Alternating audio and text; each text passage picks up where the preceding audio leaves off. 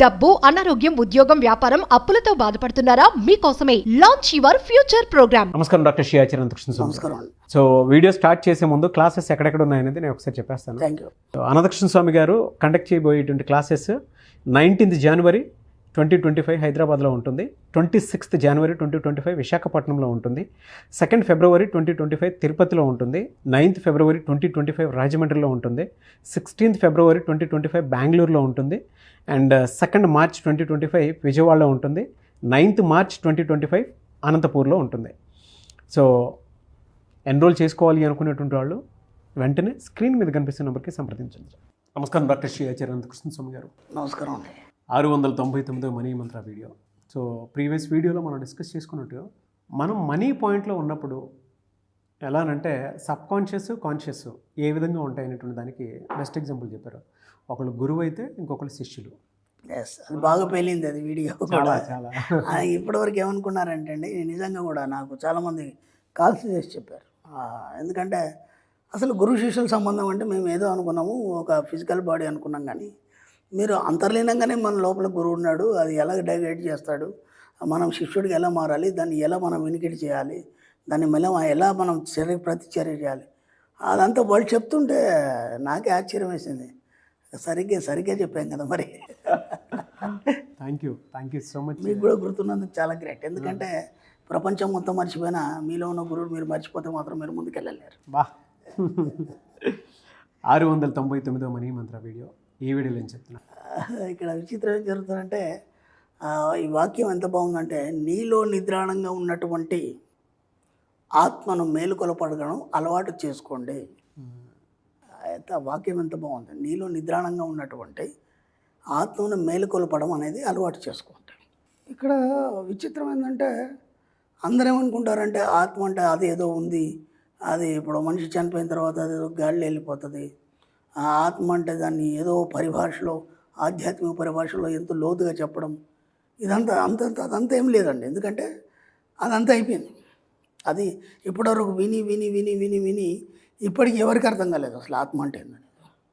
సరైనటువంటి ఆత్మ అనే ఒక నిర్వచనం అనేది ఇప్పటిదాకా ఎవరు చెప్పలేకపోయినారు. అసలు ఆత్మ అంటే ఏంది, ఎక్కడ ఉంటుంది అది? దాన్ని మనం సింపుల్గా చెప్పాం కదా, పైనల్ గ్లాండ్ అని చెప్పాం మనం. అర్థమవుతుందా? సింపుల్గా చెప్పాం మనం, final gland is the science. అవును, దాన్ని మనం చిన్నప్పుడు పీయూష గ్రంథి అని చదువుకున్నాం. మనం మర్చిపోయాం. ఇప్పుడు దాన్ని చిన్నప్పుడు పీయూష గ్రంథి అని చదువుకున్నాం. అలాగే పిట్యూటరీ గ్లాండ్, ఈ 2 గ్లాండ్స్ ఏం చేస్తాయంటే ఇక్కడ ఎప్పుడు నిద్రావస్థలు ఉంటాయి. పిట్యూటరీ గ్లాండ్, పైనల్ గ్లాండ్ ఎప్పుడు నిద్రావస్థలు ఉంటాయి. నిద్రావస్థలు ఉన్నదాన్ని ఎందుకు నిద్ర మేలుకొల్పాలి ఇక్కడ మనం చెప్తుంది. అది నీ ఆత్మ నిద్రాణంగా ఉంది కదా, అది మేలుకొల్పాలని ఆధ్యాత్మిక పరిభాషలు చెప్పారు.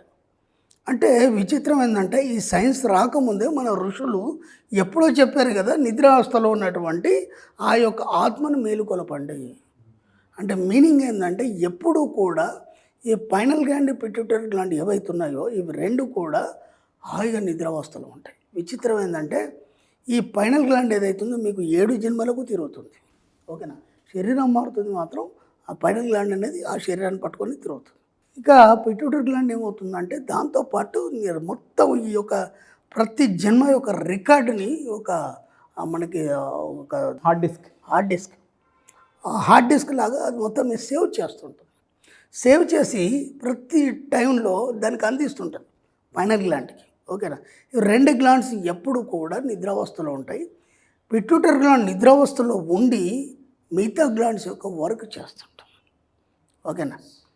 ఇక్కడ విచిత్రం ఏం జరుగుతుందంటే, నిద్రావస్థలో ఉన్నటువంటి మీ యొక్క ఆత్మను మేలుకొలపండి అంటే అది ఎప్పుడు నిద్రావస్థలో ఎందుకు ఉంటుందంటే దానికి ఏం పని లేదు. ఎందుకంటే గత జన్మను అన్నీ మోసుకొని వచ్చి ఆ నిద్రావస్థలో ఉంటుంది. ఇప్పుడు దాన్ని ఎందుకు మేలుకొల్పాలి? మనం పడుకుందాన్ని ఎందుకు మేలుకొల్పాలి?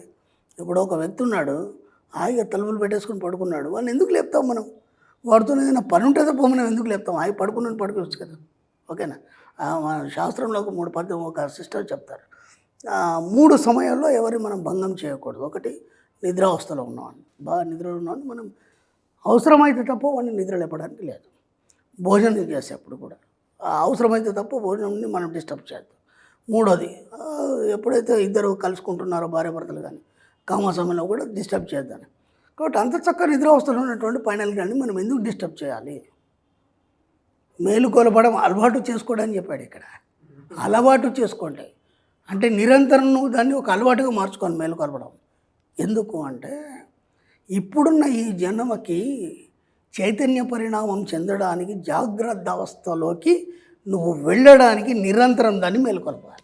బా ఎందుకంటే నువ్వు ఉన్న జీవితం ఏదైతుందో చైతన్య పరిణామం చెందలేదు. నువ్వు ఒక పువ్వు వికసిస్తుంది, ఓకేనా, సూర్యరశ్మితో వికసిస్తుంది. అలాగే ఒక జంతువు నిద్ర మేలుకొని తన ఆహారం కోసం వెతుక్కుంటుంది, ఓకేనా. మళ్ళీ దానితో డబ్బు సంబంధం లేదు మనకి, అర్థమైందా? దానికి డబ్బుతో సంబంధం లేదు. కానీ మనిషికి డబ్బుతోని సంబంధం. అలాగే ఈ యొక్క చైతన్య పరిణామంలో జీవన వికాసానికి సరిపడా తను సంపాదించుకోవాలి కాబట్టి చైతన్య పరిణామం చెందాలి. కాబట్టి చైతన్య పరిణామం చెందాలన్నప్పుడు నీ యొక్క నిద్రాణమైనటువంటి ఆ యొక్క ఏదైతే మనకు ఆత్మ ఉందో దాన్ని మేలుకొలపడం అనేది అలవాటు చేసుకోవాలి. ఎందుకంటే నువ్వు ఒక స్తబ్దంగా ఒక రాయిలాగా పడి ఉండడం అనేది నీకు అలవాటు అయిపోయింది. అంటే ఇది ఎలా అయిపోయిందంటే నీ జీవితం అనేది ఒక రొటీన్ లైఫ్.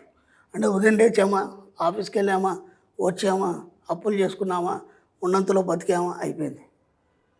కానీ ఈ సృష్టిలో ప్రతిదీ కూడా చైతన్య పరిణామం చెంది అన్నీ వికసిస్తున్నాయి. నీ జీవితంలో వికసనం ఎక్కడుంది? నీ జీవితంలో వికసనం లేదు కదా, అంటే కొత్తదనం లేదు కదా. కొత్తదనం ఏదైతుందో దాన్ని చైతన్య పరిణామం చెందడం అంటారు. ఆ చైతన్య పరిణామం చెందడానికి నీ యొక్క కొత్త ఆలోచనల్ని నీ ఆత్మకి ఇవ్వడానికి దాన్ని మేలుకొల్పాలి ప్రతి క్షణం. దానికోసం నువ్వు దాన్ని లేపడానికి అలవాటు చేసుకోవాలి. ఇప్పుడు నువ్వు ఉన్న జీవితం వేరు, నీ కొత్త జీవితాన్ని నువ్వు ఎలా తీర్చిదిద్దుకోదలుచుకున్నావు, నువ్వు ఒక గొప్ప ఆత్మగా నువ్వు రూపం దాల్చుకున్నావా, నీ ద్వారా ఇతరులకు నీ యొక్క శక్తిని ప్రసరింపజేయదలుచుకున్నావా, నీలో ఉన్నటువంటి అనంతమైన ఎనర్జీని నువ్వు ఎలా బయటికి తీయాలి, ఆ బయటికి తీయడానికి నీకు ఎవరు గైడెన్స్ ఇస్తారు? ప్రపంచంలో ఎవడు నీకు ఆ గైడెన్స్ ఇవ్వడు. కేవలం నీ యొక్క ఆత్మనే నీకు గైడెన్స్ ఇస్తుంది. అంటే నీ ఫైనల్ గంటే గైడెన్స్ ఇస్తుంది. అందుకోసం దాన్ని నిద్ర లేపాలి. ఒక వాక్యంలో ఇంత పెద్ద అర్థం ఉంది, ఇంత పెద్ద మీనింగ్ ఉంది. ఇది మనకు తెలియకుండా మనం ఏం చేస్తున్నామంటే హాయిగా మన పని లేదో మనం చేసుకుంటున్నాం, తింటున్నాం, పంటున్నాం. ఆ సినిమాలో చెప్పినట్టు తిన్నామా, పన్నామా, లేచామా తప్ప ఇంకా వేరే ఆలోచన లేకుంటున్నాం. కాబట్టి నీలో నిద్రాణమైనటువంటి ఆత్మని నువ్వు నిరంతరం మెలుకలుపడం అనేది అలవాటు చేసుకోండి ఇక నుంచి. అలా చేసుకోవడంలో ఏమవుతుందంటే నీలో చైతన్య పరిణామం కలిగి, నీలో వికసనం కలిగి, నీ యొక్క జీవితం అనేది కొత్తగా రూపొందించడం కాకుండా నీ ద్వారా అనంతమైనటువంటి ఎనర్జీ ఇతరులకు ప్రసారమై ఒక కొత్త సరళిని మీరు సృష్టించడం అనేది స్టార్ట్ అవుతుంది. కాబట్టి అది ఎవరో చేసేది కాదు, ఎవరో గైడెన్స్ ఇస్తే అయ్యేది కాదు, ఎవరు చెప్పినా ఏం చేసినా సరే అది సాధ్యం కాని పని. కాబట్టి మీలో ఉన్న అనంతమైన శక్తిని మీరే తట్టి లేపి మీరే మేలుకొల్పినప్పుడే సాధ్యమవుతుంది. కాబట్టి మీరు అలా పడి ఉండకుండా, ఒక రాయిలాగా పడి ఉండకుండా, ఒక పాషాణంలాగా పడి ఉండకుండా వీలైనంత మటుకు చైతన్య పరిణామం చెందుతూ మీలో ఉన్నటువంటి ఆ నిద్రాణమైన ఆత్మ అనే శక్తిని నిరంతరం లేపడానికి అలవాటు చేసుకొని మీ యొక్క జీవితాన్ని చక్కగా తీర్చిదిద్దుకోండి. 21st సెంచరీలో అంటే గురువులు అంటే ఇలానే ఉంటారేమో అనుకున్నంత ఇదిగా అనిపించింది సార్. అంటే ఒక సబ్జెక్ట్ ఎంత అద్భుతంగా ఉంటుందా అని నాకు ఎంత బాగా అనిపించిందంటే, ఒక పువ్వు వికసించినప్పుడు, ఒక విత్తనం మొలకెత్తినప్పుడు నువ్వెందుకు అలా నిద్ర వ్యవస్థలో ఉంటావు అంటే నాకు ఆ నేచర్ పాయింట్లో చాలా కనెక్ట్ అయ్యాయి అనమాట.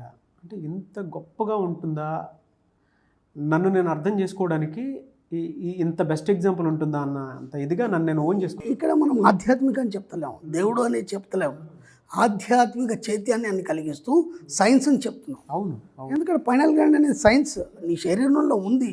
మీరు మొత్తం దానికి సంబంధించేటువంటి లిటరేచర్ మొత్తం మీరు గూగుల్లో కొట్టి చదవచ్చు.